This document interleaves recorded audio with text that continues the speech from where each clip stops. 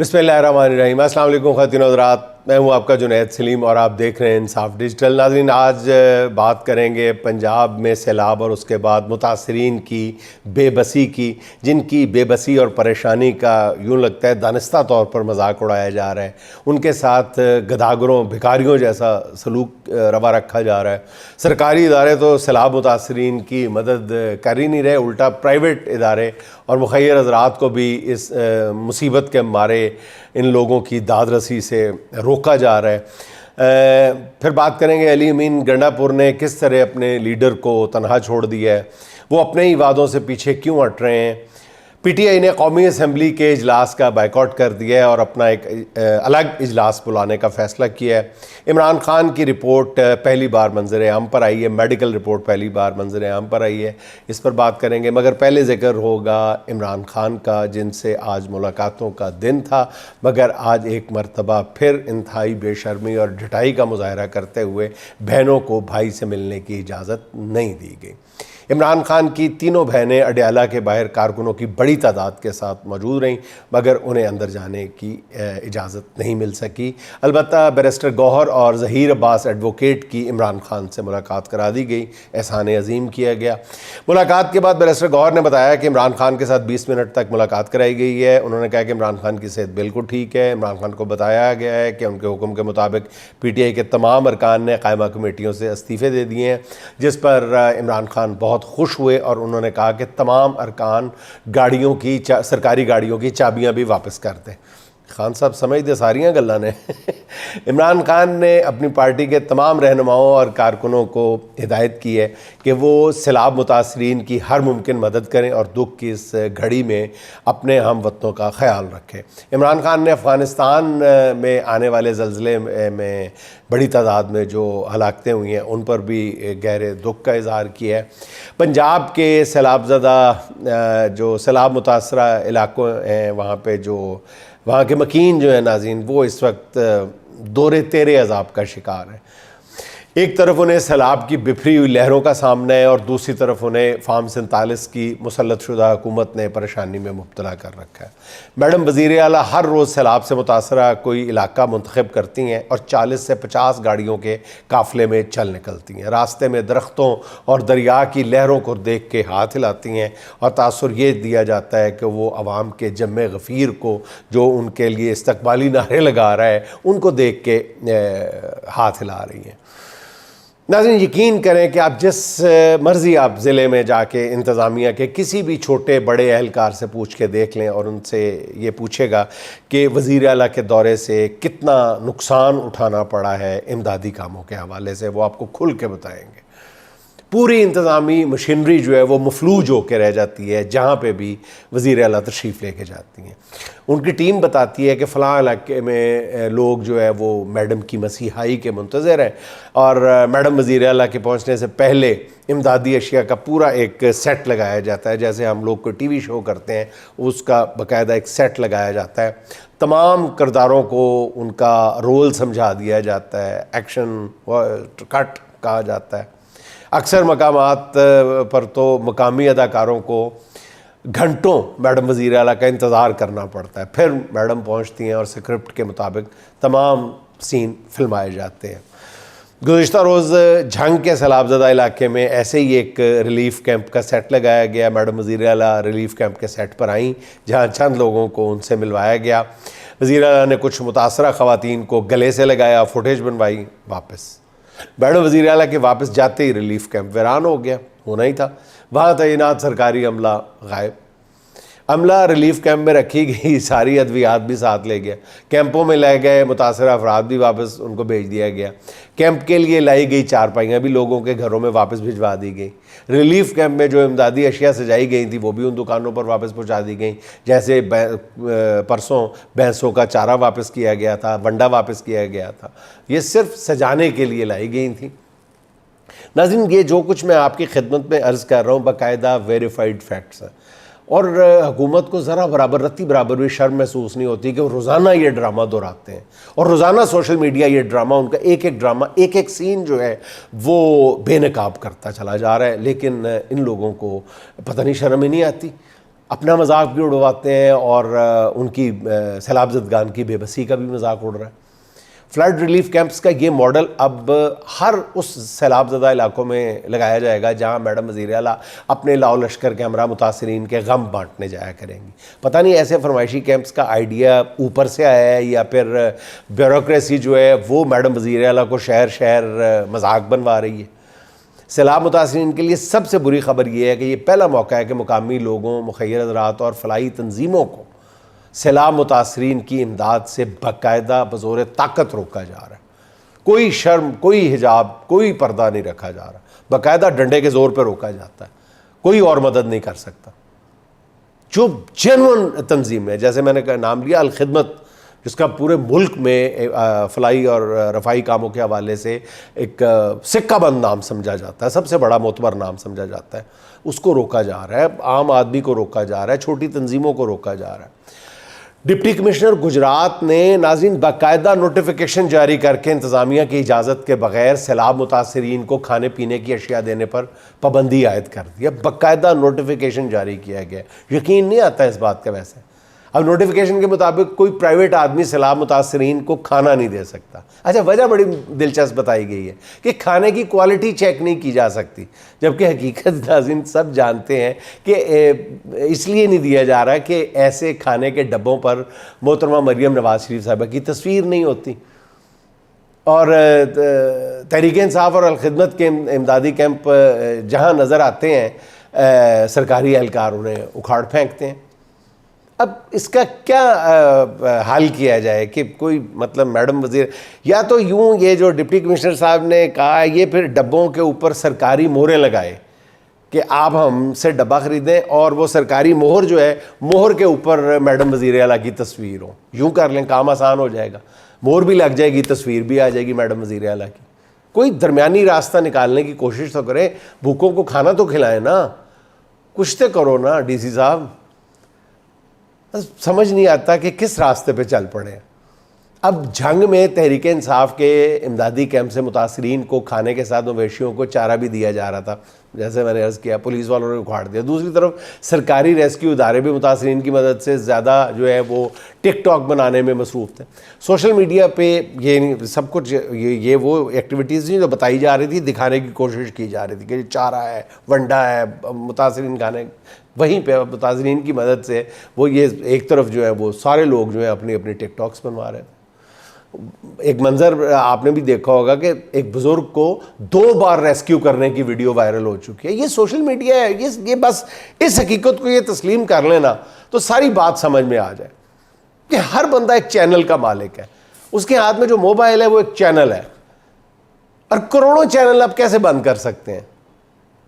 یہ جو جس کی میں بات کر رہا ہوں، واقعی کی شرم آتی ہے کہ ایک بزرگ کو 2 بار بچانے کے لیے باقاعدہ اس کو ایکٹنگ کروائی گئی، یعنی 2 مقامات پر 4 سے 5 فٹ گہرے پانی میں کھڑا کیا گیا اور اس سے ریسکیو کروانے کی یا کرنے کی اداکاری کرائی گئی بیچارے سے۔ بدقسمتی سے سرکاری کنٹرول میڈیا یہ سب نہیں دکھا رہا، مگر سوشل میڈیا پہ یہ بات چھپ نہیں سکتی۔ اب بجائے اس کے کہ حکومت اپنے کردار کی اصلاح کرے، جو وزراء ہیں وہ اس ڈرامے کو ان سب باتوں کو باقاعدہ ڈیفینڈ کرنے کی کوشش کرتے ہیں، اور وہ کہہ رہے ہیں کہ سوشل میڈیا کی باتوں پہ یقین نہ کریں۔ یعنی یہ لوگ یہ کہہ رہے ہیں کہ وہ حکمرانوں کی نوٹنکیوں کو سچ سمجھ کر قبول کر لیں، جو کروڑوں لوگوں کے دلوں کی آواز ہے، جو سوشل میڈیا پہ سامنے آ رہی ہے، دکھائی جا رہی ہے، اس پہ یقین نہ کریں۔ اب حکمران سوشل میڈیا سے کیوں پریشان ہے؟ وجہ بڑی سادہ سی ہے کہ سوشل میڈیا سچ دکھاتا ہے، اسے کنٹرول نہیں کیا جا سکتا۔ حکمرانوں کا خیال یہ تھا کہ وہ سرکاری سطح پر فلمائی ہوئی ٹک ٹاکس کے ذریعے سوشل میڈیا کو مینج کر لیں گے، مگر یہ ممکن ہی نہیں ہے کہ کوئی سٹیزن جرنلزم کے سامنے ٹھہر سکے۔ اس سوشل میڈیا نے امریکہ سے آسٹریلیا تک سب کچھ بدل کے رکھ دیا ہے۔ اسی سوشل میڈیا نے حکمرانوں کو مجبور کیا ہے کہ وہ اپنے دفتروں سے نکل کر پانی میں اتریں، مگر وہی جو کہتے ہیں نا کہ چور چوری سے جائے، ہیرا پھیری سے نہ جائے، وہی اوپر سے لے کر نیچے تک سب ٹک ٹاکس پر کارکردگی دکھانے میں مصروف ہیں۔ سرکاری افسران بھی شامل ہیں، سارے شامل ہیں۔ سوشل میڈیا پر نون لیگی ایک ایم پی اے کی ویڈیو وائرل ہے جس میں وہ سیلاب متاثرین میں چائے اور رس تقسیم کر رہے ہیں۔ شرم آتی ہے وہ ویڈیو دیکھ کے۔ اچھے خاصے وہ کروڑپتی خاندان سے تعلق ہے ان کا، متاثرین بلکہ ارب پتی خاندان سے، متاثرین کو چائے کے کپ کے ساتھ ایک ایک رس بہت احتیاط کے ساتھ دیا جا رہا ہے، ایسے لگ رہا ہے کہ وہ شاید سونے اور ہیرے جواہرات جڑے ہوئے ہیں اس ایک رس پہ، اس طرح وہ ایم پی اے صاحبہ نکال رہی ہیں، حد ہے ویسے، مطلب ایسے بانٹ رہی ہیں جیسے وہ، مطلب مجھے یقین نہیں آتا، آپ بھی وہ دیکھی ہوگی آپ نے وہ ویڈیو، ایک اور ویڈیو وائرل ہے وہ اس سے بھی زیادہ ستم ظریفی کی حد ہے۔ صوبائی وزیر بلال یاسین ماشاءاللہ خود صحت مند جیسے لگتا ہے کہ انہوں نے واقعی ساری زندگی بوٹیاں ہی کھائی ہیں، وہ سیلاب زدہ متاثرین بچوں سے جگہ جگہ پہ ایک ہی سوال پوچھ رہے ہیں جا کے، بڑی عجیب طریقے سے، شرم آتی ہے دیکھ کے یار، مطلب استغفر اللہ، وہ ایک ہی سوال دہراتے جا رہے ہیں اور سارے سوالات کی ہر جگہ جانے کی ان کی ویڈیوز موجود ہیں، وہ جا کے پوچھتے ہیں بریانی کھائی، بریانی میں بوٹی کس کس کو ملی؟ یہ کو پوچھنے والی بات ہے، سارے بچوں کا تماشا بنا رہے ہو، بزرگوں کا تماشا بنا، آپ کو بریانی میں بوٹی ملی اور بتاؤ بوٹی ملی؟ ان کی ساری زندگی بوٹیاں نچوڑنے میں گزر گئی، بوٹیاں کھانے میں گزر گئی، بوٹیاں نوچنے میں گزر گئی، بس کرو یار، خدا دا واسطہ جے، وہ بہت زمانہ آگے نکل گیا، وقت بہت تیزی سے آگے نکل گیا، آپ وہی بوٹیوں میں پھنسے ہوئے، قیمے والے نان، بریانی۔ شرم آنی چاہیے متاثرین کی اس طرح تضحیق کرنے پہ، ان کو کیمرے پہ دکھانے پہ۔ میں تو کہتا ہوں کہ کوئی بھی کسی بھی متاثرین میں سے کسی کا چہرہ نہیں دکھانا چاہیے، بلر کر دینا چاہیے، سوشل میڈیا پہ بھی اگر آپ دکھا رہے ہیں تو بلر کر دینا چاہیے۔ یہ وہ لوگ ہیں جنہیں سیلاب کی وجہ سے گھر بار چھوڑنا پڑے، یہ کوئی فقیر یا بھکاری نہیں ہے، مانگنے والے نہیں ہیں۔ سیلاب سے پہلے یہ جو لاہور میں سیلاب آیا ہے، یہ تو کئی لوگ جو تھے آپ بھی جانتے ہیں کہ جن علاقوں میں سیلاب آیا ہے، میں نام لے دیتا ہوں، پاک ویو سوسائٹی میں، وہاں پہ کروڑپتی لوگ جو ہیں وہ بیچارے آسمان سے زمین پر آ گئے۔ سیلاب سے پہلے یہی لوگ اپنے گھروں میں ہزاروں لوگوں سے بہتر کھانا کھاتے تھے، انہیں اپنے مال مویشیوں کا خالص دودھ میسر تھا، یقین کریں یہ شہروں میں رہنے والوں سے بہتر غذا کھاتے تھے کئی لوگ جو ہے۔ خدا رہا اپنی ٹک ٹاک کے شوق میں ان کا تماشا اس طرح نہ بنائیں، ان کی بے بسی کا تماشا نہ بنائیں۔ اگر آپ انہیں بریانی کے تھوڑے چاول دے ہی دیے آپ نے غلطی سے، تو ہاتھ کھڑے کرا کے ان کے تماشے نہ بنائیں، خدا کے لیے کچھ اخلاقیات اور انسانیت کا لحاظ کریں۔ بہت دل دکھا ہے میرا ایسے مناظر دیکھ کر۔ اچھا ناظرین، وزیر اعلیٰ علی امین گنڈا پور صاحب کا کہنا ہے کہ عمران خان کی رہائی میں دو رکاوٹیں ہیں۔ ایک رکاوٹ یہ ہے کہ ملک میں قانون نہیں ہے، اور جب قانون فعال ہو جائے گا تو خان صاحب رہا ہو جائیں گے۔ علی امین گنڈا پور یہ کہنا چاہ رہے ہیں شاید کہ اب نئے قوانین بن چکے ہیں، اس لیے جب تک قانون بدلنے کی استطاعت پیدا نہیں ہو جاتی تب تک اسی طرح گزارا کریں، اسی تنخواہ پہ گزارا کریں۔ علی امین صاحب جب آئین پر شب خون مارنے کی تیاریاں ہو رہی تھیں گنڈا پور صاحب، تب آپ لاکھوں کا ہجوم لے کر اسلام آباد آئے تھے۔ پھر کیا ہوا تھا؟ مظاہرین کو ڈی چوک پہ بے یار و مددگار چھوڑ کر آپ بھاگ گئے تھے، کارکنوں کو گولیاں لگی تھیں، آپ نے کسی بھی مرنے والے کی ایف آئی آر تک درج نہیں کرائی۔ اب آپ فرما رہے ہیں کہ جب قانون فعال ہو جائے گا تب خان صاحب رہا ہوں گے۔ پھر علی امین گنڈا پور صاحب کہتے ہیں کہ دوسری رکاوٹ یہ ہے، ویسے بہت افسوس ہوا مجھے یہ ان کے منہ سے سن کے، وہ کہتے ہیں دوسری رکاوٹ یہ ہے کہ خان صاحب کا اسٹیبلشمنٹ کے ساتھ مسئلہ چل رہا ہے، وہ مسئلہ حل ہو جائے اور وہ مسئلہ خان صاحب نے خود ہی حل کرنا ہے، میرے پاس اختیار نہیں ہے۔ یعنی کھلے الفاظ میں علی امین گنڈا پور صاحب کہہ رہے ہیں کہ عمران خان 9 مئی کی ذمہ داری قبول کرتے ہوئے اسٹیبلشمنٹ سے معافی مانگ لیں تاکہ پھر ان مقدمات میں انہیں باقاعدہ سزا دی جا سکے۔ یہی کہہ رہے ہو نا علی امین گنڈا پور صاحب؟ معافی مانگ لیں۔ علی امین صاحب جب عمران خان کی رہائی کے لیے اگر آپ مائنڈ نہ کریں، میرے خیال میں ایک تیسری رکاوٹ بھی ہے، اور وہ ہے آپ جیسے کمپرومائزڈ قیادت، جیسے عوام نے روپوشی کے باوجود ووٹ دے کر اسمبلیوں میں پہنچایا تھا، 2/3 اکثریت دلائی تھی، آپ ملک کی سب سے بڑی جماعت کے رہنما ہیں حضور والا، جو ملک کی سب سے بڑی طاقت بھی ہے، مگر آپ اس طاقت کے استعمال پر تیار نہیں ہیں۔ گنڈا پور صاحب اگر آپ اپنے صوبے میں ہی دھرنا دے کر بیٹھ جائیں نا تو 24 سے 48 گھنٹے میں اس ملک کی ہر بڑی طاقت آپ سے بات کرنے پہ مجبور ہو جائے گی، مگر آپ اس طاقت کے استعمال پر تیار ہی نظر نہیں آ رہے۔ ویسے گنڈا پور صاحب سے سوال ہے کہ آپ نے تو کہا تھا، اگر میرے ساتھیوں سب کو آپ کو بھی یاد ہو، گڈھاپور صاحب آپ نے کہا تھا کہ 90 روز میں عمران خان رہا ہو جائیں گے، یا ہم سیاست چھوڑ دیں گے. تو بتانا یہ تھا کہ آپ کے 90 روز 10 اکتوبر کو پورے ہو رہے ہیں، جن میں ٹھیک 38 روز باقی ہیں. اب خود ہی بتا دیں کہ عمران خان کو رہا کرانا ہے یا سیاست چھوڑنی ہے. بدقسمتی سے علی امین گڈھاپور صاحب آپ نے فیصلہ کر لیا کہ آپ عمران خان کی رہائی کے لیے کچھ نہیں کریں گے، بلکہ آپ کو یہ یقین ہو چکا ہے کہ آپ کا اقتدار اسی صورت میں ممکن ہے عمران خان جب تک جیل کے اندر رہیں گے. مگر اس میں زیادہ وقت باقی نہیں ہے، یقین کریں بالکل بھی باقی نہیں. آپ جلد دیکھ لیں گے. ایک لحاظ سے دیکھا جائے تو عمران خان کتنے بدقسمت ثابت ہوئے ہیں کہ انہوں نے 4 وزراء اعلیٰ نامزد کیے ہیں، کسی نے بھی ان کے ساتھ وفا نہیں کی. دیکھ لیں، تاریخ اٹھا کے دیکھ لیں پچھلے سالوں کی. عمران خان کا قومی اسمبلی کی قائمہ کمیٹیوں سے استعفے کا جو تیر ہے ناظرین، وہ بھی عین ہدف پہ لگا، جس کے جواب میں اسپیکر ایاز صادق نے کہہ دیا ہے کہ وہ قائمہ کمیٹیوں سے استعفے منظور نہیں کریں گے. مگر تحریک انصاف نے معاملہ اگلے فیز میں ڈال دیا، جس نے اعلان کیا کہ اب تحریک انصاف کے ارکان جو ہیں قومی اسمبلی کے اجلاس کا بائیکاٹ کریں گے اور ایوان سے باہر فارم 45 کے ارکان کا الگ اجلاس ہوگا، جس کی صدارت اسد کیسر کریں گے. اس شیڈو اجلاس میں قراردادیں منظور ہوں گی، قوانین پاس ہوں گے. اگرچہ یہ سب کچھ علامتی ہوگا، مگر اس کا میڈیا، خاص طور پہ سوشل میڈیا میں بہت زیادہ امپیکٹ ہوگا. جب اس شیڈو اجلاس کی کارروائی سوشل میڈیا پہ لائیو چلے گی، پھر اس کے بعد کلپس شیئر ہوں گے، تو اس سے اتنی بڑی سیاسی ایکٹیویٹی جنریٹ ہوگی کہ چند روز کے اندر حکومت کی پریشانی جو ہے وہ ناقابل بیان حدوں کو چھونے لگے گی.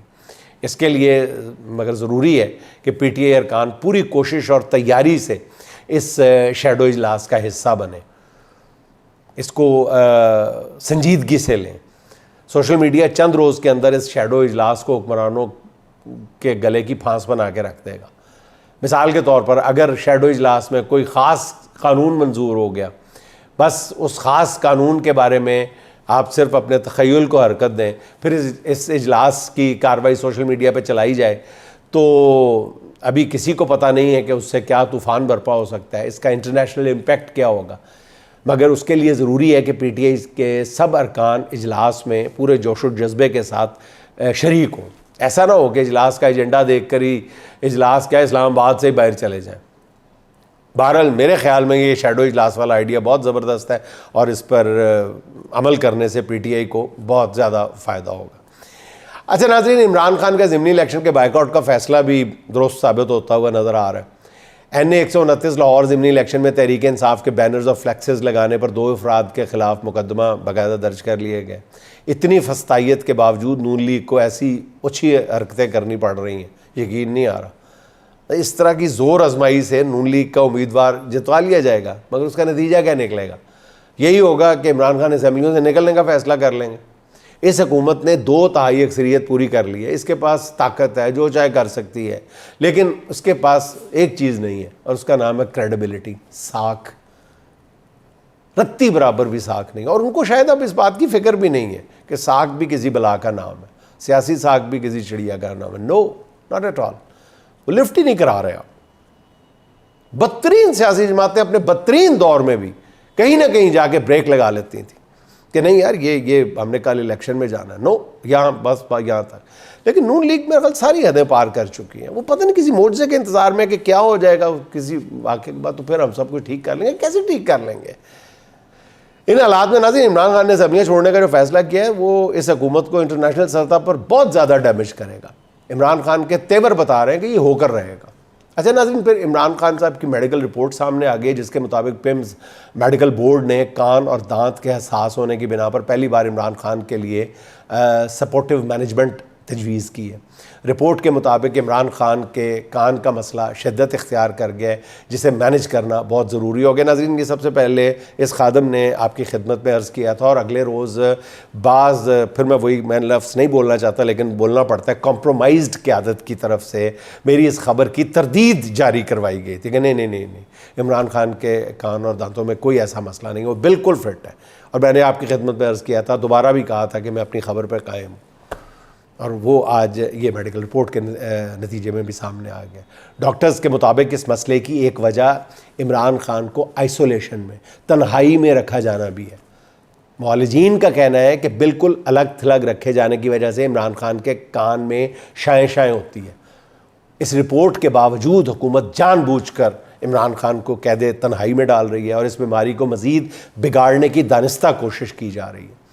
عمران خان کسی طرح بھی ان سے ٹوٹ نہیں پا رہا اور نہ ہی ان کے سامنے جھکنے کے لیے آمادہ نظر آ رہا ہے، جس پر حکومت جو ہے وہ اوچھے ہتھ کنڈوں پر اتر آئی ہے۔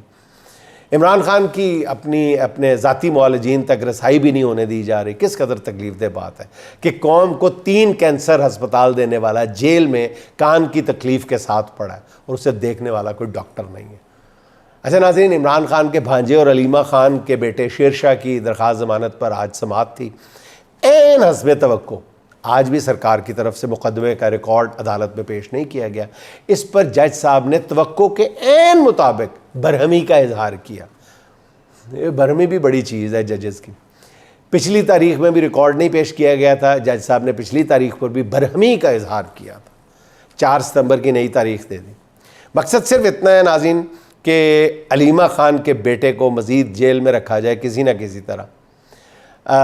پتہ نہیں اس طرح کسے خوش کیا جا رہا ہے، لیکن ناظرین یہ سب کچھ دیکھ کر آپ کے ذہن میں یہ نہیں آتا کہ آج جو لوگ یہ سب کچھ کر رہے ہیں، ٹی وی سکرینز پر آ کر فخریہ انداز میں اس کا اظہار بھی کر رہے ہیں، کل کلاں یہ اسی جگہ پر کھڑے ہوں گے آج کے مظلوم ظالموں سے بقول عمیر نجمی کے یہ کہتے ہوئے آپ کو سنائی نہیں دے رہے، فریب دے چکے، اب صفائی مت دینا، فریب دے چکے، بس اب صفائی مت دینا، اور اب کے بعد دوبارہ دکھائی مت دینا، اور اب کے بعد دوبارہ دکھائی مت دینا۔